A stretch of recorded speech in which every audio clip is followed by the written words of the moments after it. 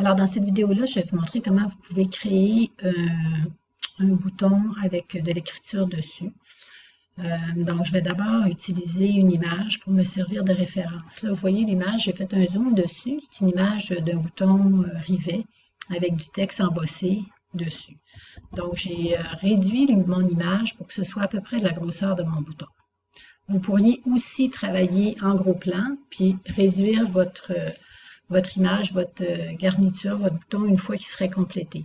Par contre, il y a des fois, on a des fois de la difficulté avec la grosseur du texte dans les boutons, donc je préfère travailler, moi, à plus petite échelle. La première chose que je vais faire, c'est tracer ici mon cercle contour de mon bouton. Alors, avec l'outil cercle, CTRL et ALT pour pouvoir tracer à partir du centre. Donc, je me replace légèrement en appuyant sur la touche du barre d'espacement. Donc, ici, je vais faire un contour. Je vais essayer de travailler. Je vais me placer ici un petit peu à côté pour voir mon dessin. Donc, ce que je vois, c'est que j'ai un contour qui est légèrement un petit peu embossé et arrondi. Donc, je vais utiliser la fonction gradation, mais gradation dans la ligne contour. Donc, je vais aller ici dans ma fenêtre gradation. Je vais lui demander ici d'avoir un type de gradation qui est linéaire. Je vais utiliser un dégradé à 3 points. Donc, je fais un autre clic pour ajouter une autre nuance de gris. Je vais ajouter un petit peu plus foncé à l'extérieur. Puis celui-là aussi, je vais le mettre un petit peu plus foncé. Lui, il est quand même pas mal foncé, donc ça devrait être correct. Puis, je vais utiliser ici, j'ai 3 façons dont je pourrais voir mon dégradé dans la ligne. Donc, qu'il soit dégradé comme ça, linéaire de gauche à droite. Il pourrait être dégradé en conservant uniquement la moitié de mon dégradé, ou sinon, ça peut être à l'intérieur de la ligne elle-même. Donc, mon dégradé est vraiment appliqué sur mon contour lui-même. Donc, ça ici, c'est bien, ça correspond un petit peu à ce que je vois ici. Par contre, le trait est trop gros, donc je vais le réduire. Je vais même mettre un trait à 0,5 pour mon contour. Je vais faire CTRL-C, CTRL-F. Donc, dans mes calques, ici, je peux voir mes ellipses. Ça ici, OK, ça c'est un petit truc qui n'a pas d'affaire là.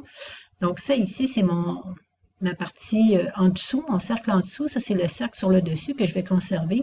Celui qui est en dessous, ici, je vais faire un dégradé, mais le dégradé à l'intérieur même. Donc, pas sur le contour, mais je vais le faire à l'intérieur, puis je vais faire un dégradé qui est radial, donc à partir du centre. Je vais le faire ici, donc pas sur le contour ici, mais bien sur le remplissage. Ici, je vais enlever mon dégradé contour. Donc, je vais rester ici avec le remplissage. Je vais essayer de reproduire cette portion-là ici. Donc, en ayant à l'intérieur de mon dégradé, ici, je vais essayer d'aller reproduire cette partie-là, donc avec un centre qui va être beaucoup plus pâle. Donc, un centre qui serait beaucoup plus près de quelque chose, d'un gris qui est très pâle. Puis, je vais jouer ici avec mes onglets pour aller chercher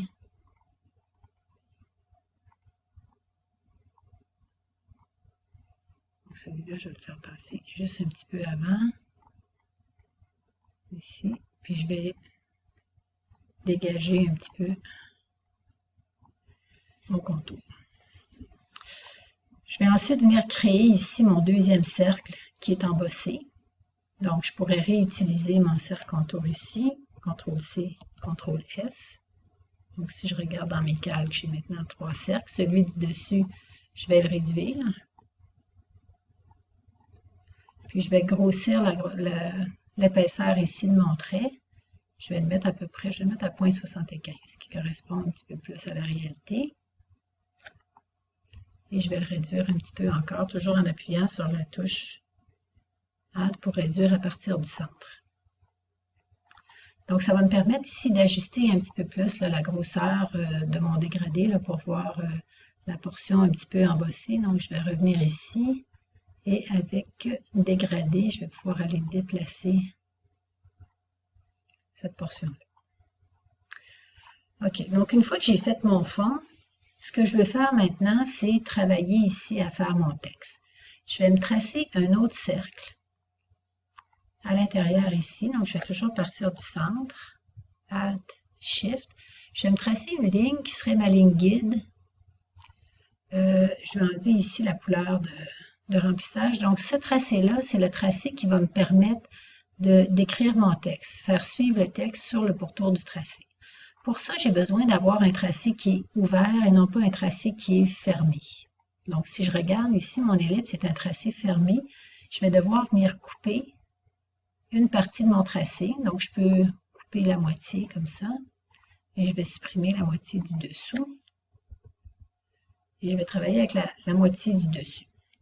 Je vais prendre mon outil texte et je vais l'amener tout près de ma ligne. Quand mon curseur se transforme en curseur texte avec une ligne pointillée, ça veut dire que mon texte va venir s'inscrire en suivant la ligne. Je fais un clic et là, je vais écrire mon texte. Donc, le texte que j'écris, c'est Gelado. Oups. Gelado. Et là, je vois qu'il s'est écrit de façon partielle, puis il est écrit du mauvais côté de la ligne.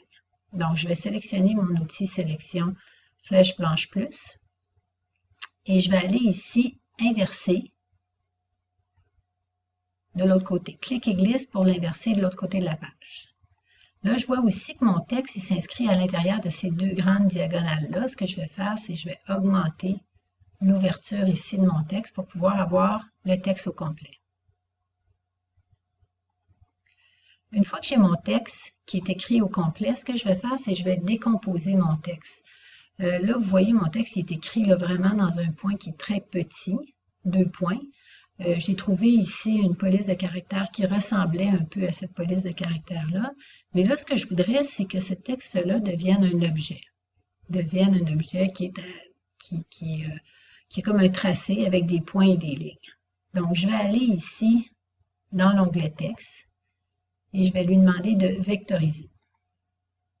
Donc, maintenant, c'est plus un texte que j'ai, c'est un objet avec des points et des lignes.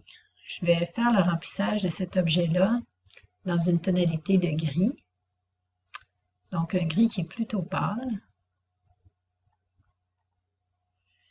Et je vais faire la portion embossée en copiant ça ici, le groupe au complet, en copiant et en déplaçant légèrement vers le bas. Et la portion qui est dessous, je vais la mettre plus foncée pour créer l'effet un peu d'ombrage. Je vais même le mettre noir pour qu'on le voit bien.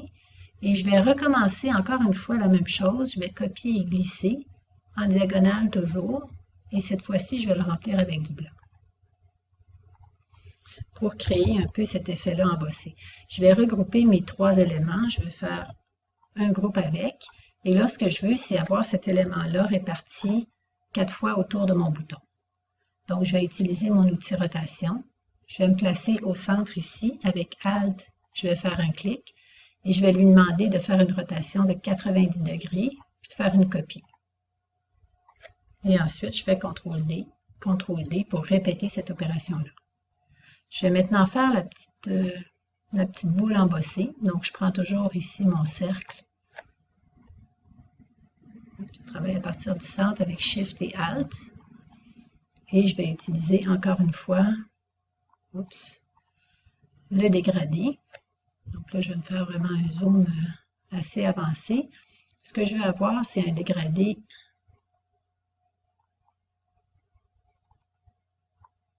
ici vraiment beaucoup plus foncé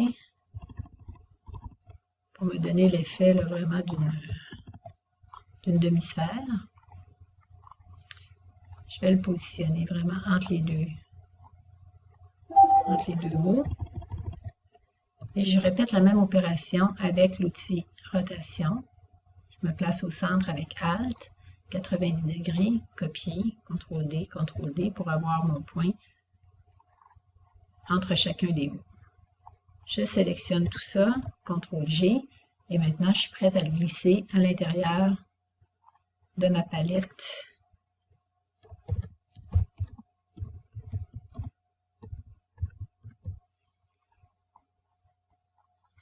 Ici pour avoir mon bouton. Voilà.